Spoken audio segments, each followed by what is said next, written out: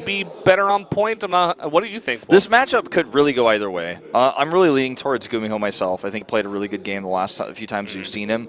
ByuL is, again, we talked about it, the only player in the top winners ranking right now for CJ Entus right now. Was the best Zerg in the world last season. But I feel like GuMiho, with the drop pressure we've been seeing from him in his last few games in Pro League, really is going to do a number on ByuL. But it was the hardest prediction by far of the entire night, I think. Yeah. It's funny. I thought you voted for ByuL, so I was like waiting to hear your counterpoints and stuff like that. But yeah, that's pretty much what I feel about GuMiho as well. Yeah, I think he looked really fantastic. Pretty sure I went for GuMiho, like in the official vote. I'm like, I hope you went for GuMiho, man, if you feel that strongly about him winning. I do. And obviously, I mean, Frost is a very big map. Spawning positions definitely do matter. If they're at cross spawns, I think ByuL would have a bit of a better time holding off the drops. I mean, he also knows that GuMiho is very drop-heavy Terran. Like, he always goes for drops in pretty much every matchup. Likes to do it a lot versus Protoss specifically, but does not hold back against Zerg either. Yeah, he's just a hyper-aggressive player. I remember when I was casting with Caldor and we were getting excited for Heart of the Swarm and everything was getting announced slowly, like kind of coming out, BlizzCon and stuff of that nature. GuMiho was very adamant, like, medevac boost is broken. It should be taken out of the game. I will destroy everybody. He didn't have the best Heart of the Swarm, but he had his moments for sure, and a lot of it was due to his insane drop multitasking. Sometimes you see GuMiho like down 100 supply in a game, he doesn't leave and just keeps harassing and like makes a bunch of bunkers, and like eventually the player he's playing against just gets shut down so hard by his drops that he eventually ends up winning the game. It's happened so many times in the past. Well, let's take a look at where we're at right now. Blaze did win over Hush in a quick PvP. And then Ryung, surprising everyone, does take down Hero and makes it 2-0 for MVP. So we are going into GuMiho versus ByuL now to decide, will MVP get the clean sweep of CJ, or is ByuL going to keep their hopes alive? It's tough to say right now, but I mean, I'm leaning towards GuMiho myself. But I'm really worried because you said that. I'm like, did I type the wrong name in earlier? Because I feel really strongly about something. I look like an idiot. I mean, I'm not 100% sure. I just think this was like my risky prediction of the day. That's why I'm like, I feel like most people win for ByuL, and that's why it felt risky to me, even though I felt like GuMiho was going to win. Yeah, I did vote for GuMiho. I just checked. Okay. All right. Well, we're on the same page here. Okay.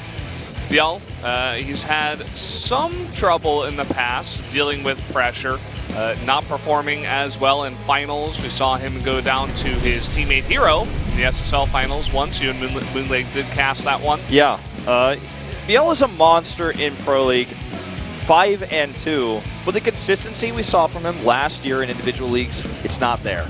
But this is a best of one. He's 2-0 versus Terran right now. GuMiho's on about half and half at 3-4 currently, but I am more impressed with GuMiho's recent games than I am with ByuL's, to be totally honest. Yeah, me too. And I think he's going to do well on the map too. We'll see. You know, these guys have played 8 games. They're 4-4 so far. GuMiho definitely standing up to ByuL, even through ByuL's strong play in Heart of the Swarm. Well, it looks like the Foreigners are split on this one 50-50. And looks like only Kanata actually going for ByuL, whereas the other commentators are going for GuMiho. Yeah, so pretty quickly split there. Evenly split, I should say. 4-3 for GuMiho. So let's go into game number 3 and see who will come out victorious.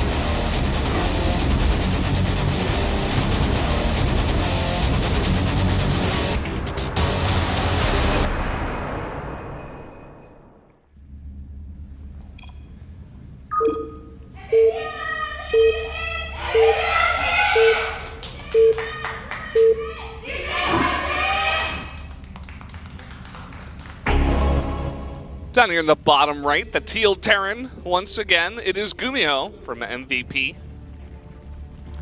And down here the bottom left for CJ, it is ByuL, 2015's most consistent Zerg. And CJ's most consistent player this season of Pro League, but now he is their last hope.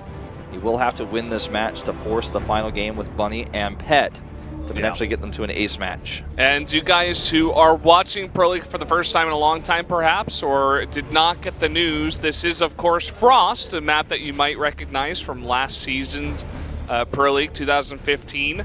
We're bringing some of the old maps back. We got Frost, King's Hazel Station, and Overgrowth in the pool now. Will be used here and there. in coordinates with the other maps that we have chose, a bunch of the other maps that we had from round 1 of this year's Pro League. So we're bringing it back, see how it works with Legacy of the Void, and so far we've had a lot of fun matches on these maps. These maps are, in my opinion, the best maps you've ever had in contemporary StarCraft 2. And I refer to contemporary StarCraft 2 as basically like the last half of Heart of the Swarm and Legacy of the Void, right? And some of these maps were like on their way out towards the last half of Heart of the Swarm, but Frost was my least favorite, but I still like it more than Ruins of Saris and some of the other maps we currently have. I think it was very well designed, and there's so much good data on this map to show how good it is, as well as King Sejong Station, which is, I think, probably like the best map of all time. Yeah, it's definitely up there. You know, Daybreak, Whirlwind, those are the other maps that get mentioned a lot as well. But King Sejong Station is up there, if not number 1, definitely top 3. And this map, too, you were talking about results. I was taking a look at Wikipedia, and it's basically 50%. It's like 51%, I think, pretty much for all matchups. Okay. So, you know, 51-49. Sure. For like Terran to Zerg or, you know, whatever. I don't know the specific numbers, but I remember taking a look, and it is very, very even. And same for Sejong Station and same for Overgrowth. So definitely very balanced maps, if that's what you want to look at in terms of a good map.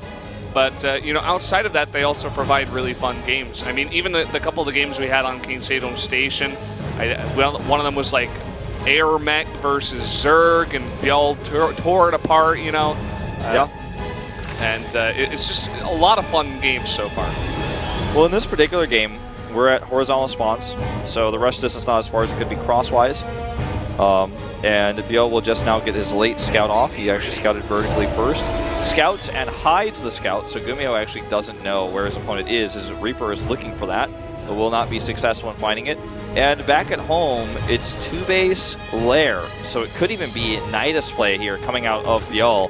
GuMiho went for a CC first, which is very uncommon currently on 4-player maps because the Reaper Scout is so valuable and it can really mess with what the Zerg wants to do. Even though in the past, like it's like, oh, 4-player map, big map, CC first is great. Without the Reaper, sometimes you are a bit weak on scouting, and the Reaper could have maybe confirmed that it was a lair. But right now, GuMiho is totally in the dark, and I think ByuL knows that with how well he's been hiding this Overlord. Yeah, and let's see exactly how many gases ByuL does take. So far, only 2. He would have liked to take them a little bit earlier, the other 2, if he was going for a Spire. So I think he might be right, and this should be a Nidus coming up here pretty quickly. He doesn't have that many units just yet, though. You know, it's like he's really heavily staying on double tech, and there is the Spire. So I was leaning towards Nidus myself, but you know, he just never made units. So the Spire's going to be the logical choice here. I guess it's just get those gas a little bit earlier. Make sure you have 200 gas right when you get that lair. But you are right in saying that it is a very quick lair. And definitely it might be something that GuMiho is not expecting. But he is going to put on a bit of pressure here, and he should be able to get some scouting information, at least that 3rd base is a bit late here for the Zerg. Yeah, it's not going to be a lot of tank evac potential here. Obviously, if the Marines do die or if he wants to sacrifice them, he can save the tank that way and continue to do damage. An aggressive move here like this, though, could see the Spire, and that would be great for GuMiho. He could respond really well with that. Just going to drop this tank out in tank mode for now. Going to target down this Queen. So far unsuccessful, but he should be able to finish it off. Down it goes, and will, you know, so far see only the lair, not the Spire just yet. The Spire is actually at the natural. Yeah, so not 100% sure what is going on. As you said, seeing that lair, very important. He's making a late Cyclone here. I heard the Korean commentators going, what is that? You know, because we definitely do not see this very often at all, especially at this timing. And I wonder what he's going to be using that for here. To be honest, it almost looks like... Well, Wolf dying here. Excuse me, a misclick or something. I can guess that maybe he's doing this because he's not sure what he's up against. He just wants to be safe, but usually in this matchup, the siege tank is better for that. Yeah, I wonder what he is exactly. If he's happy with that, he's clicking it. He's like, I suppose he could use it to push away the mutas just a little bit easier. Obviously, not too many mutas out on the map just yet, only 6. And they are going to join up here, but he is going to keep that around here. So I suppose, regardless of this, if this is a mistake or not, it will have its own use. And does push that Overseer back. Is coming back over here, getting ready for the defense against the Mutas.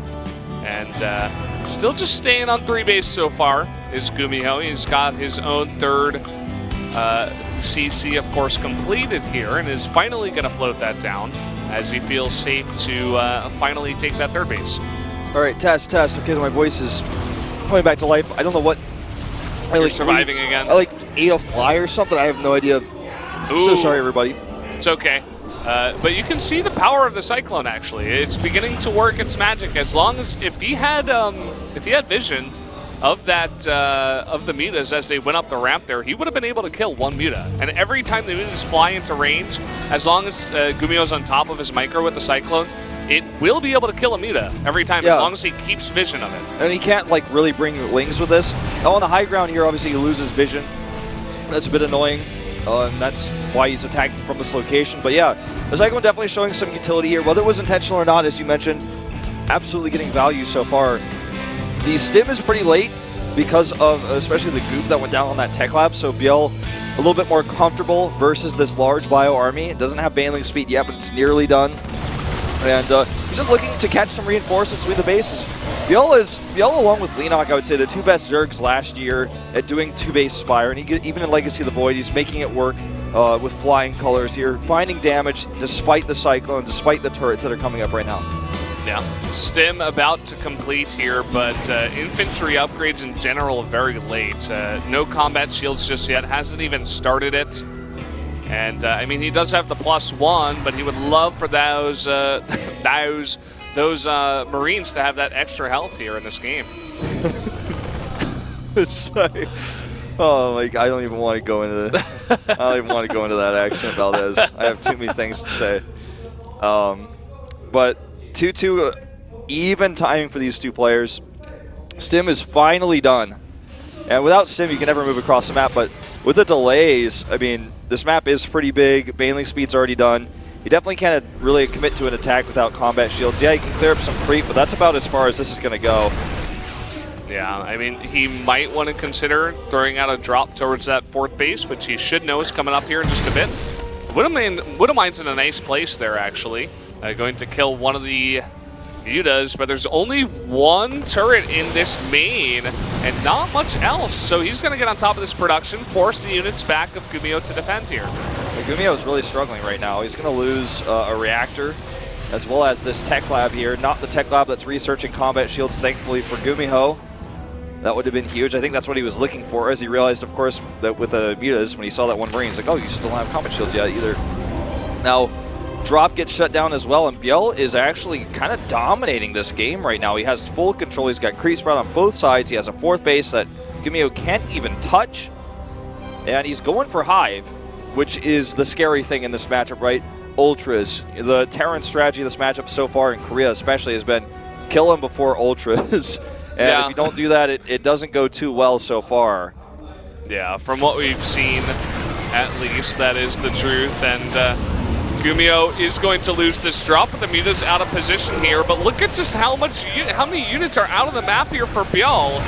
Nice Widowmine hits. One of them does go down, as ByuL does extend off the creep there. But GuMiho having that trouble against this army so far. Just too many speed banes. There's 22 of them on the map. He can't engage with this, even with perfect splits, and he's attacking into creep. So what's he gonna do? He can't fight. And ByuL, is now starting to build that gas bank for the Ultras. The Hive's done. We're going to see an Ultralisk Cavern come up probably instantly. He does have Corruptors on the way, so it could potentially go into Broodlords as well. He's adding a lot of them in fact. Yeah. Like, is that you, Dark? What's going on here? +3 attack coming out for those Ultras. The Lings. Sensor Tower will be forced to cancel here. GuMiho will hold on to this 4th base for now. Yeah, this is going to be interesting. I mean, he does have the melee upgrades, and here comes an attack. In fact, the Speed Bane's rolling in, and the Lings do get us around onto that tank. The Corruptor's helping out a lot here against the Liberators, but there's not anything else on the ground as the Mutas come into the 4th base. Do not help out in that fight. Yeah, they kill 11 Harvesters, and they're going to kill the Sensor Tower, but their lack of presence in that fight, yeah, it hurts ByuL in a way, but I don't think that would have done much versus all those Liberators. I think he just committed a bit too hard to fighting, didn't realize the Liberators were going to be there. The Corruptor choice still not making full sense to me without a Greater Spire here. Yeah, it's going to give his army, his air army, more power. But I mean, the Liberators are going to always win this fight, especially once he starts to get a high count of them. He already has 8, and he can make 4 at a time, as we've seen already. So, not so sure about this composition choice, but there's the Ultralisk Cavern, the more standard. Oh boy, no. The Banelig's rolling in. There's so many weak SCVs, 12 of them go down for about 6 Banelings. So, definitely taking a little chunk out of GuMiho's economy. They're now down to only 52 workers. GuMiho is also behind in upgrades. 3-3 coming up faster for ByuL. The Adrenal Glands we were talking about. ByuList Flock going to look for more damage. There's no 5th base for GuMiho. Looks like he might have been trying for that. Oh, if he commits here without paying attention, he's going to be in a world of hurt. That's so many Liberators. Oh boy, and he's not paying attention. Lose about 6 of his mutas. Is going to have to back off. Meanwhile, looks like GuMiho wants to put on the pressure. He knows that a transition may be coming out of ByuL here in just a bit and wants to attack or at least fight before those Ultras can get on the map. All right, GuMiho just going to kite back here. There's so many Banelings, but look at his position. The Marauders in the front absorbing damage, and the Corruptors are worthless in this fight. Yeah. Still finding no utility with those. And I just have to continue to bring up the question, ask the rhetorical question, like, why did he make those? What are they for? Because they're not killing ground units, they're not getting on top of medevacs, they're not dealing with the Liberators either, and it's just making his ground army weaker, and it slowed down his Ultras. Yeah, I suppose also that GuMiho's doing a good job of keeping the Liberators out of the fight for now. You know, keeping them back for defense, fighting against the mutas that he knew would be harassing. But once he does add them in, I suppose the Corruptors will have some use, especially with the Vipers that are coming in too.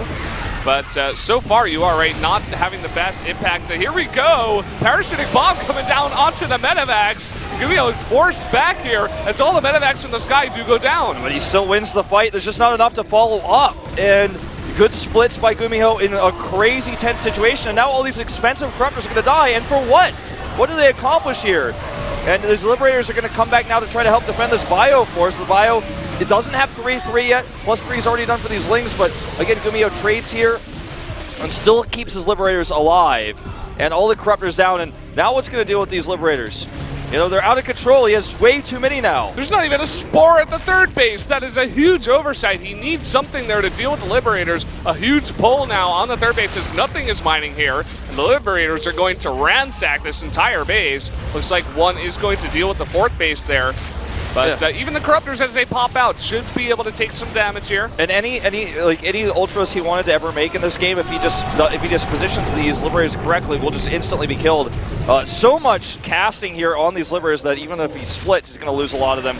Oh boy! But look at all the damage here. 20 drones nearly dead, and ByuL, you know, he's got a bank still, but he's like, can I make Ultras versus this? So can I make Corruptors versus this? You know? Like, what do I even build versus this? He has 3 anymore? Banelings left over. And he needs to save some of that gas for Banelings because there's more and more bio coming across the map. GuMiho on 4 bases in the planetary is so safe, and there is still no answer for these Liberators in the sky. That Liberator's killing larva. Okay, this is almost pure Marauder here. These Banelings aren't ready. The Widow Mines are coming in. He doesn't even need burrow upgrade for these. Look at this. Every Baneling gets canceled, and that should be game over here for ByuL.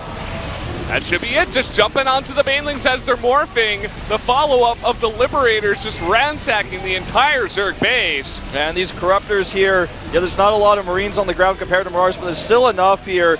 And Liberators get pushed back because a lot of them were low from those earlier parasitic bombs. 4 Ultras are about to pop out, but they're just too little too late. So much damage being done. Another hatchery goes down. He needed to commit to those Ultras a lot sooner here. Even the larvae are being killed by the Liberators as they're making the eggs there, I should say. And the Ultra does pop out, and some Blinding Clouds are helping out. It's like one Ultra could actually kill GuMiho's entire army with Blinding Clouds going down. I'm like not even being sarcastic, like literally happened. The nightmare of every Terran as they sleep here. But still, I mean, it's going to clean off that army, of course, but there is still so much left over. The economy of GuMiho is not affected at all. Meanwhile, ByuL has lost 2 bases. His Widow Mine's not even cleaned up. Looks like he's going to lose another base here. Just stimming in. I think that one Widow Mine just killed 14 drones as well. He's down to 30 Harvesters. That base is dead, as you just mentioned. And GuMiho's army is struggling here, but eventually, if he stops rallying his barracks for just a few seconds here, he's going to have a large enough army. All he's got to do is group up back at home and go for the counterattack. Now that there's only ultras here, I suppose these Marauders aren't doing a terrible job. But Marauders, or rather, ultras still very scary. Looks like a follow-up drop is going to come into the main base. This ultra will take some damage, and ByuL is really struggling here. I mean, look at what GuMiho is making. He's actually just making only medevacs. He's missing some cycles on his barracks, I would say, to say the least. Now he's actually starting to use those, but medevacs are going to be part of the key here at you know, just outrunning these ultras. There's no air army, and there never will be because he doesn't have enough money. And look at this. The snipe on the Ultralisk Cavern here is huge. And what's he going to do here? Parasitic bomb the medevacs to try to stop him from getting away. That's his only option. Okay, here come the Corruptors, and he should be able to clean this army up, but every unit he uses is so difficult, or every unit he loses, I should say, excuse me, is so difficult to replace. Look at the production tab. Nothing being built for ByuL. Every choice he makes is so expensive. Don't count out those 6 lings, man, with the adrenal glands. Are going to run into the main and kill everything. You'll see. But GuMiho needs to get that base up, though. I mean, his economy's not amazing. Yeah, I mean, well, it's a lot better than ByuL's at the moment, I suppose. As another Ultra is going to kill everything that the Terran owned and loved here. Just delay this base a little bit longer. What am I going to help support here? They don't care about armor. There's a big shot there. We'll have to kind of kite back against these minerals, but he's using the minerals against the Ultras here, targeting them down one by one. More Widowmines coming in to do that extra damage. And ByuL's army is starting to vanish. And even when you look at the supplies, it looks close, but so much of this army is Corruptors. Those 2 Ultras are low on health. He can't commit to an engage with them. Finally, GuMiho is going to be able to start mining again. ByuL has made this game last longer than I think GuMiho should have let it. These ultras are helping them out for sure, and the Widowmine's going to get that final shot, and the last of ByuL's army is going to go down here. In terms of his ground army, he's going to fly away with his Corruptors and make 10 lings. He has 10 Corruptors, 11 lings, and like queens. I guess he has like 1 Viper. He doesn't have a single queen on the map right now. Oh, he doesn't either, yeah. He can't afford it. Actually, yes, he can. He's just not. I mean, I guess he barely has any hatcheries to make them out of. I mean, this is a lost game for ByuL. He lost control earlier on. He made a lot of Corruptors early on, and I don't know. He was not making them dark Corruptors. That's for sure. Really, he's killing the medevacs here, so it's hard to micro against the Banelings. But so what if there aren't any Banelings? Yeah, Banelings all die. GG, and MVP takes the 3-0 over CJ Entis, and GuMiho taking out one of the former best players here in Korea by sniping ByuL. Very, rocky game from GuMiho in the mid game. Took a lot of damage from those Mutalisks. And ByuL was cutting off reinforcements. He was sniping SCVs. He was microing against the Cyclone. But he made a ton of Corruptors. And, once that happened, the Corruptors, like, what were they? I'm trying to find, normally when you're dark, the Corruptors kill the medevacs. They last longer than the Mutalisks. You can snipe them. Then Banelings, when you have that good of creep spike, ByuL's creep spike was insane, and GuMiho barely pushed it back. It's awesome, but when you're against that many Liberators, should you really still be making them? The Ultralisks were late, and we saw how well the Ultralisks paired with the army. If you had them earlier instead of making all those Corruptors, I think you would have had an easier time of things.